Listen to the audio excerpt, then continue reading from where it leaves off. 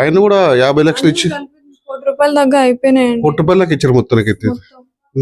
వాళ్ళకి యాక్చువల్లీ మా పెళ్లి అప్పుడు వాళ్ళది గ్రౌండ్ ఫ్లోర్ G+1 మా ఇల్లు. గ్రౌండ్ ఫ్లోర్ ఒకటే పెట్టుకొని ఉన్నారు.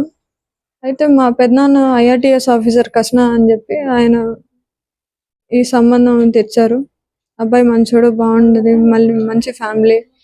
నైట్ మరి కొట్టిన తర్వాత నాన్నకి ఇప్పుడు ఫోన్ చేసినట్టు అప్పుడే నేను వాళ్ళు ముగ్గురు అట్లా కొడుతూ ఉంటే మా ఆయన, మా మామయ్య, మా అత్తమ్మ ముగ్గురు వాళ్ళు నన్ను తిడుతున్నారు నిల్చొని.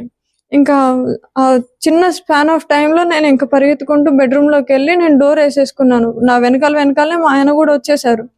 వచ్చేసి డోర్ నెడుతూ ఉండగా నేను బలంగా డోర్ వేసేసాను. డోర్ వేసుకొని నేను శివ సార్ SIకి ఫోన్ చేశాను. అయితే నా ఇంతకు ముందు కేసు నడుస్తుంది సార్. 1.5 year నేను మా పేరెంట్స్ వాళ్ళ ఇంట్లో ఉన్నాను. కేసు అయింది. కేసు అయినా వాళ్ళు తీసుకుపోలేదు. పంచాయతీ చేసాము. పంచాయతీ పెద్దల ద్వారా మాట్లాడుకుని వెళ్ళాం. అయితే నేను శివ సార్కి ఫోన్ చేశాను. కానీ శివ సార్ ట్రాన్స్ఫర్ అయ్యారనే విషయం నాకు తెలీదు.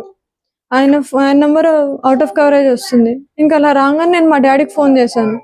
మా డాడీకి ఫోన్ చేయంగానే ఇట్లా మా డాడీ రా డాడీ అని చెప్పేసి అంటే అప్పటికి వాడు గుణపంతో మొత్తం డోర్ అంతా పగలగొట్టేస్తున్నారు.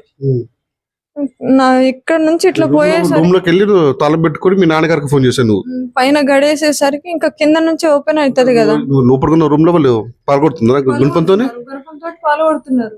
ఇంకా నాకు చాలా భయం వేసేసింది. చాలా భయం వేసేసి ఇంకా నువ్వు బయటకు వస్తే నేను చంపేస్తావు అని చెప్పేసి, నువ్వు రాకపోయినా నేను చంపేస్తావు అని చెప్పి బాగా బెదిరిస్తున్నారు.